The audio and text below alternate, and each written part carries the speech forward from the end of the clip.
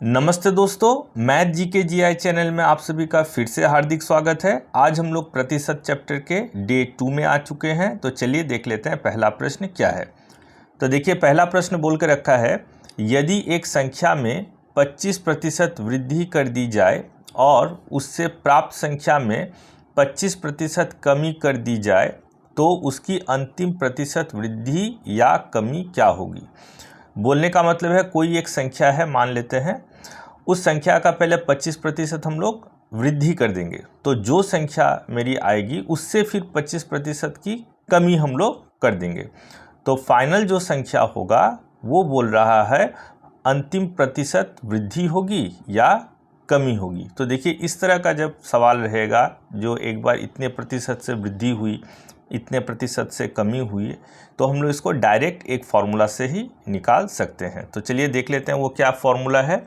तो देखिए ये फार्मूला है x minus Y minus XY बटे 100, और हमको ब्रैकेट लगा के यहाँ पे प्रतिशत लगा देना पड़ेगा।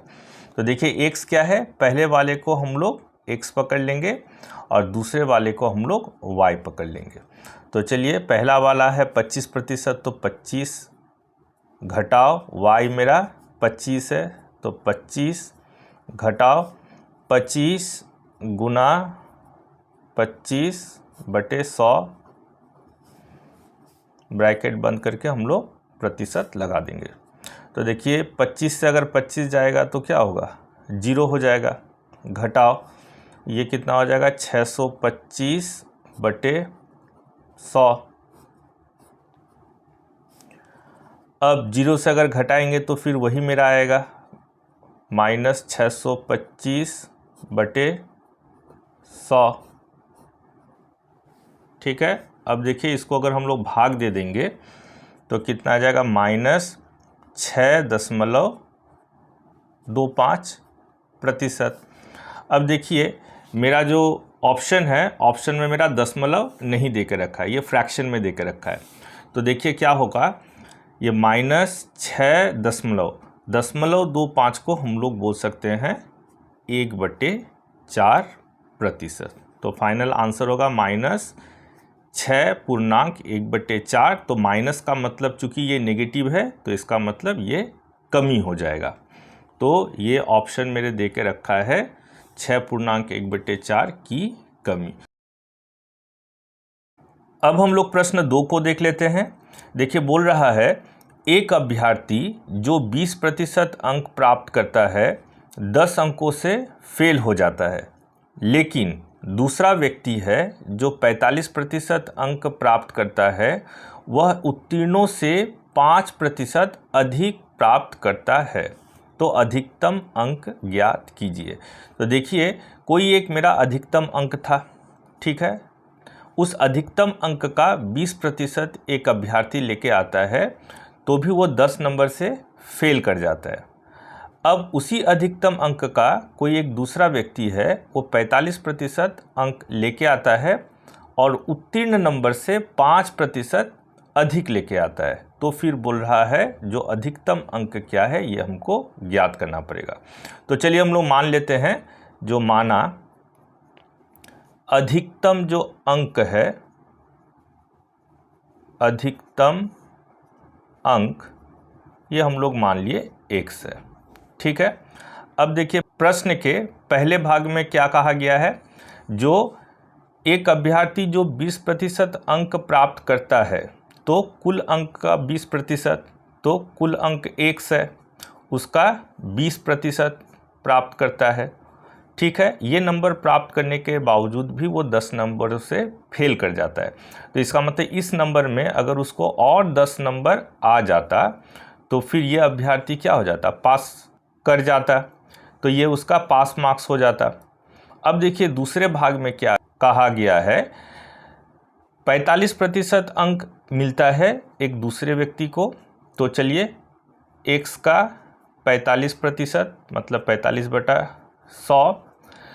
अब वो उत्तीर्ण से 5% अधिक लेके आता है, तो उत्तीर्ण नंबर जो है 5% अधिक नंबर ले आने का मतलब है पास मार्क्स से ये इतना ज़्यादा लेके आता है। अगर इसको हम लोग घटा देते तो फिर ये भी उसका पास मार्क्स हो जाएगा। तो चलिए घटा देते हैं, कुल अंक x का 5%, तो ये भी उस व्यक्ति का क्या हो जाता है, पास मार्क्स। तो देखिए ये भी पास मार्क्स है और ये भी क्या है, पास मार्क्स, तो दोनों पास मार्क्स क्या होगा, बराबर ही होगा। अब इसका हम लोग कैलकुलेशन कर लेते हैं। तो चलिए ये काट लेते हैं 5 बार में, तो x/5 प्लस 10, यहाँ पर भी काट लेते हैं 9, और ये आ जाएगा 20, तो 9x/20 माइनस 5 नहीं, ये x होगा, x/20। तो चलिए सारे x को एक साइड लेके आ जाते हैं, तो 9x/20 प्लस x/20 बराबर -10। तो चलिए आगे कैलकुलेशन कर लेते हैं। तो इसका लॉस ऑफ वो करने से आ जाएगा 20, तो 5 के 20, 4x माइनस 9x, और ये हो जाएगा x बराबर -10।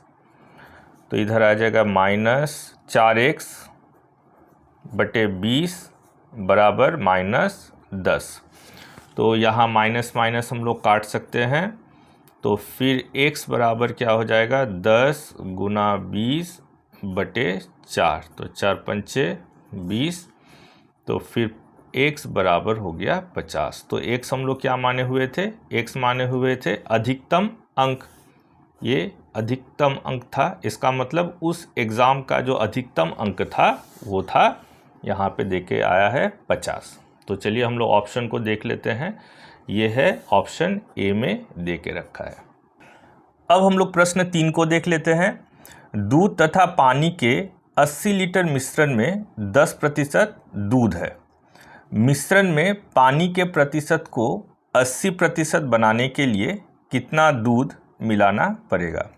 तो देखिए क्या बोल रहा है, कोई एक दूध और पानी का मिश्रण था जो कि 80 लीटर का है, उसमें सिर्फ 10% ही दूध है, तो इसका मतलब 90% पानी होगा मेरा। अब इस मिश्रण को बोल रहा है पानी का प्रतिशत 80% कर देना है, 90% से 80% कर देना है। तो इस मिश्रण में बोल रहा है जो दूध तब कितना मिलाना पड़ेगा। तो चलिए पहले हम लोग इस 80 लीटर में कितना लीटर पानी और कितना लीटर दूध है वो हम लोग वो निकाल लेते हैं। तो देखिए दूध बोल रहा है 10% है, तो इसका मतलब दूध लीटर में कितना है, इस 80 लीटर का 10%, तो काटने से आ गया 8 लीटर दूध है, ठीक है।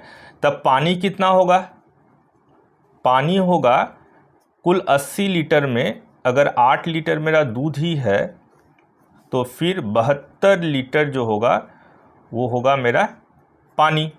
अब देखिए ये जो 72 लीटर है वो किसके बराबर है, वो 90% के बराबर है, और ये 8 लीटर है ये तो 10% के बराबर है। अब बोल रहा है देखिए पानी के प्रतिशत को हमको कर देना है अब 80%, तो पहले था 90%, अब करना है 80%। तो बोल रहा है इसमें तब कितना दूध हमको मिलाना पड़ेगा। तो चलिए हम लोग निकाल लेते हैं इसको। 8 लीटर तो मेरा दूध है, हम लोग मान लेते हैं इसमें x लीटर और हम लोग दूध को मिलाएंगे, ठीक है। पानी तो मेरा 72 लीटर था, तब बोल रहा है ये जो 72 लीटर का जो पानी है वो 90% के बराबर हो जाएगा, और अगर ये 90% है तो रहा क्या 10% यहाँ हो जाएगा, 90 नहीं यहाँ पे 80% बोल रहा है, तो 80% हो जाएगा। तो अगर यहाँ 80 होगा तब ये कितना हो जाएगा 20% हो जाएगा, ठीक है। मैं इसको फिर से रिपीट कर रहा हूँ। बोल रहा है जो इसमें हम कितना दूध मिलाएंगे, तो मान लेते हैं 1 लीटर दूध हम लोग इसमें अगर मिला देते हैं तो फिर मेरा बोल रहा है यहाँ पे पानी 80% हो जाएगा। तो पानी तो 72 लीटर है जो कि 80% के बराबर हो जाएगा, और 100 में अगर 80 अगर पानी है तो दूध हो जाएगा 20% के बराबर। अब चलिए इसका हम लोग अगर कैलकुलेशन कर लेंगे तो कितना दूध मिलाना है वो हमको पता चल जाएगा। तो चलिए कैलकुलेशन कर लेते हैं। ये कट जाएगा तो 1/4, तो 4 से इसको गुना करेंगे, क्रॉस मल्टीप्लिकेशन, 4/32 प्लस 4x बराबर 72। तो ये हो गया 4x बराबर 72 घटाव 32, तो 4x बराबर 40 हो जाएगा। अब x बराबर तब कितना हो जाएगा, x बराबर 40/4, इसको अगर काटेंगे तो 10, तो फिर x बराबर हो जाएगा 10। तो 10 क्या है, 10 लीटर।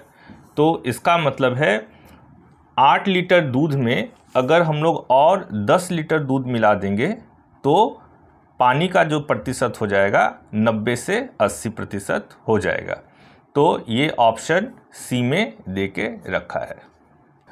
अब प्रश्न 4 को देखने से पहले मैं एक बात आप लोग से कहना चाहता हूँ। आप लोग जितने भी सवाल को यहाँ पे देख रहे हैं वो 2010 से लेते हुए 2021 तक एसएससी, आरआरबी, आईबीपीएस और विभिन्न राज्य के पीएससी एग्ज़ाम में पूछे गए सवाल है, जो कि बेहद ही महत्वपूर्ण है।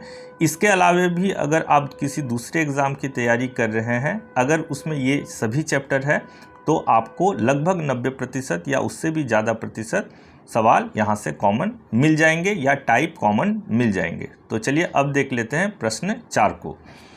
किसी शहर की जनसंख्या में 5% वार्षिक की वृद्धि होती है। यदि शहर की वर्तमान जनसंख्या 3,70,440 हो तो बताइए 3 वर्ष पूर्व शहर की क्या जनसंख्या थी। देखिए शहर की जनसंख्या आज से 3 वर्ष पूर्व कुछ तो थी। बोल रहा है हर साल 5% की दर से वृद्धि हो रही है। तो पहले साल जितना बढ़ करके 5% बढ़ने के बाद जितना जनसंख्या हुआ, फिर उसके अगले साल फिर 5% बढ़ा, फिर बढ़ के जितना हुआ, फिर तीसरे साल फिर उसका 5% बढ़ के जो जनसंख्या होगी वही है 3,70,440। तो बोल रहा है तब सबसे पहले गांव की जनसंख्या 3 साल पहले क्या थी। तो चलिए हम लोग मान लेते हैं 3 वर्ष पूर्व, माना 3 वर्ष पूर्व गांव की जो जनसंख्या थी वो हम लोग मान लिए x। ठीक है। अब देखिए इसको हम लोग एक फॉर्मूला के माध्यम से डायरेक्ट ही बिठा सकते हैं। देखिए क्या, 3 साल बाद गांव की जनसंख्या कितनी हो गई, 3,70,440। ठीक है, उसको लिख देंगे बराबर पहली क्या जनसंख्या थी, जनसंख्या 3 वर्ष पूर्व तो थी x, गुना ब्रैकेट के भीतर 1 प्लस क्यों हुआ, क्योंकि बढ़ रही है, कितने दर से, 5% के दर से। तो 5/100% के लिए नीचे 100 आया। कितने साल तक बढ़ी, तो इसके लिए पावर हो जाएगा ऊपर 3 साल, तो ये 3 साल मेरा ऊपर में आ जाएगा। तो अब देखिए इसका कैलकुलेशन करते हैं। तो आएगा 3,70,440 बराबर x गुना, इसका लॉस ऑफ कर लेते हैं 100, तो आएगा 100 प्लस 5 और ऊपर में तो क्यूब था ही, 3,70,440 बराबर x गुना 105/100 का पावर हो गया क्यूब। तो देखिए इसको अगर हम लोग काटेंगे तो आएगा ऊपर 21 और नीचे आ जाएगा 20। तो चलिए साफ साफ लिख लेते हैं, 3,70,440 बराबर x, ये 21/20 टोटल का पावर क्यूब। अब क्यूब होने का मतलब है 21 भी 3 बार गुना है और 20 भी 3 बार गुना है। तो चलिए लिख लेते हैं 3,70,440 बराबर x गुना 21 गुना 21 गुना 21/20 गुना 20 गुना 20। अब हम लोग x का मान लिख सकते हैं, बराबर क्या हो जाएगा, 3,70,440 गुना 20 गुना 20 गुना 20 और नीचे आ जाएगा 21 गुना 21 गुना 21। ठीक है। अब देखिए 21 से इसको हम लोग काट सकते हैं। काटने से इतना आ जाएगा, ये 17,640 के बराबर आ जाएगा। फिर 21 से इसको हम लोग काट सकते हैं, तो काटने से आ जाएगा 840। फिर और एक 21 बचा, इससे अगर इसको हम लोग काटते हैं तो आ जाएगा 40। ठीक है, तो ऊपर में क्या बचा? ऊपर में बचा x बराबर 40 गुना 20 गुना 20 गुना 20। तो 4 दूनी 8, 8 दूनी 16, 16 दूनी 32 और कितने जीरो है? 1 2 3 4, 1 2 3 4। तो सब मिला के हो गया 3,20,000 जनसंख्या थी आज से 3 साल पूर्व। तो 3 साल पूर्व ही हम लोग माने थे x को, तो 3,20,000। तो चलिए देख लेते हैं। ये देखिए ऑप्शन सी में देके रखा है 3,20,000। अब हम लोग प्रश्न 5 को देख लेते हैं। देखिए बोल रहा है चावल की कीमत में 20% की कमी हो जाने पर एक ग्राहक 800 रुपये में 12.5 किग्रा चावल ज़्यादा खरीद लेता है। तदनुसार चावल की मूल कीमत प्रति किग्रा कितनी है? तो देखिए जब चावल का मूल्य पहले से 20% कम हो जाता है, तो पहले वो जितना चावल मिलता था इसी 800 रुपये में, अब उसको 12.5 किलोग्राम चावल ज़्यादा मिल रहा है। तो बोल रहा है जो पहले तब चावल का प्रति किलोग्राम मूल्य कितना है। तो चलिए हम लोग मान लेते हैं जो पहले चावल का प्रति किलोग्राम मूल्य 100 रुपये था, तो चावल का मूल्य 100 रुपये प्रति किग्रा था। ठीक है, पहले मूल्य था। अब देखिए क्या करेंगे, 20% चूंकि दाम अब घट गया है, तो नया मूल्य कितना हो जाएगा घट करके? तो नया मूल्य हो जाएगा उसी 100 रुपये का 20% घटा है, तो घटने का मतलब है 100 से हम लोग 20 को घटा देंगे और प्रतिशत के लिए नीचे क्या आ जाएगा 100। तो इसका कैलकुलेशन कर लेते हैं। x गुना 80/100, तो ये 4 और ये 5, तो आया 4x/5 रुपये। तो चावल का पहले दाम था 100 रुपये प्रति किलोग्राम और बाद में आया दाम घट करके 4x/5 रुपीज़ हो गया प्रति किग्रा। अब देखिए हम लोग क्या करेंगे, पहले भी वो व्यक्ति 800 रुपये लगाता था और अब दाम घटने के बावजूद भी वो 800 रुपये का ही चावल खरीद रहा है। तो देखिए कितना किलोग्राम अब चावल आएगा, तो अब आएगा इसी 800 रुपये का वो प्रति किलोग्राम कितना दाम हो जाता है 4x/5। ठीक है, तो हम लोग क्या निकाले, कुल खर्च जो है उससे हम लोग भाग दे दिए प्रति किलोग्राम चावल का दाम। इससे क्या निकलेगा, कुल हमको कितना चावल मिलेगा वो हम लोग निकाल पाएंगे।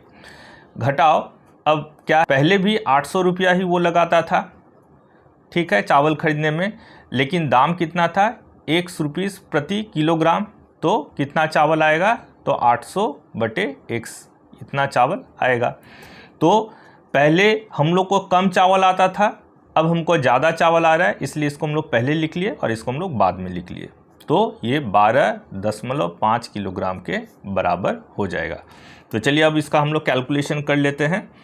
तो ये आ जाएगा 800/1, 5 मेरा ऊपर आ जाएगा और ये 4x नीचे आ जाएगा। ये 800/x 12.5। तो चलिए अब हम लोग इसको काटा काटी कर लेते हैं। तो 4 से 4 दूनी 8, ठीक है, और नहीं कट रहा है, ऐसे ही रखने देते हैं। तो ये आ गया 1000, 1000/x घटाओ 800/x 12.5। तो x मेरा लॉस ऑफ आ गया, तो आ गया 1000 घटाओ 800 बराबर 12.5। तो आ गया 200/x 12.5। तो यहाँ x बराबर कितना हो जाएगा 200/1, ये है 12.5। तो अगर हम लोग इसको दशमलव को उड़ा देते हैं तो ऊपर आ जाएगा 10। अब 25 से काट लेते हैं तो ये आ गया 5 और ये आ जाएगा 8। 5 से 5 दूनी 10, तो 8 दूनी कितना हो जाएगा 16। तो चावल का पहले जो प्रति किलोग्राम दाम था वो था 16 रुपये प्रति किग्रा। तो देखते हैं ये ऑप्शन कितने में दे के रखा है। ये ऑप्शन बी में दे के रखा है 16 रुपये प्रति किलोग्राम। अब हम लोग प्रश्न 6 को देख लेते हैं, जो कि होमवर्क वाला सवाल है। तो उससे पहले मैं आप लोगों से रिक्वेस्ट करूंगा, जो अभी भी अगर आप लोगों ने इस चैनल को सब्सक्राइब नहीं किया है तो ज़रूर कर लीजिएगा। इस चैनल को ज़रूर से ज़रूर लाइक कर दीजिएगा, अगर हो सके तो शेयर भी कर दीजिएगा। तो चलिए हम लोग देख लेते हैं आज का होमवर्क वाला सवाल क्या है। देखिए, बोल रहा है 264 की लागत वाला मोबाइल कवर 12% की छूट पर उपलब्ध है। ऐसे 4 मोबाइल कवरों का विक्रय मूल्य क्या होगा। तो ऑप्शन ये दे के रखे हैं, आप लोग ज़रूर इसको सॉल्व कीजिए। सॉल्व करने के बाद जो आंसर आएगा उसको आप कमेंट बॉक्स में ज़रूर कमेंट कीजिए। मैं आपके कमेंट का आंसर ज़रूर दूंगा। देखते रहिए इसी चैनल को इस तरह से और अपना प्यार देते रहिए। धन्यवाद।